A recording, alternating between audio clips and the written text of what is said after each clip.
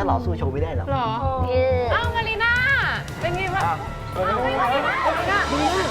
ผ่าตัดเลยเหรอ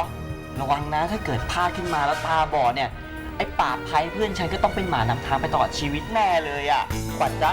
เนี่ยน้องๆที่โรงเรียน ที่เขาเคยเล่าให้ตัวเองฟังนะ พอดีพี่ชวนด้านหน้ามาช่วยทำโครงการเฉยๆอะ แล้วโครงการอะไรเหรอครับพี่ โครงการชวนคนมาบริจาคดวงตาจ้ะแล้ววันนี้เนี่ยพี่ก็ชวนน้องๆที่พิการทางสายตามาให้บริการถ่ายรูปกับทุกคนด้วยนะ คนตาบอดถ่ายรูปได้ด้วยเหรอครับ แค่นี้ตาฉันก็แทบจะมองไม่เห็นแล้วอะถ้าเกิดมันมองไม่เห็นขึ้นมาจริงๆนี่ชีวิตฉันพังเลยนะ งั้นถ้าเธอมองไม่เห็นขึ้นมาจริงๆอ่ะดิฉันแบ่งตาให้ข้างหนึ่งก็ได้ คนตาบอดเนี่ยไม่ได้แปลว่าเขามองไม่เห็นนะเพียงแต่ว่าเขาไม่ได้ใช้สายตามอง ลองนึกถึงภาพที่ไม่ได้ใช้ตามองดู มันเป็นการถ่ายทอดด้วยใจ ไม่เป็นไรนะ ถึงเธอจะตาบอดอะแต่พวกเราจะดูแลเธอเอง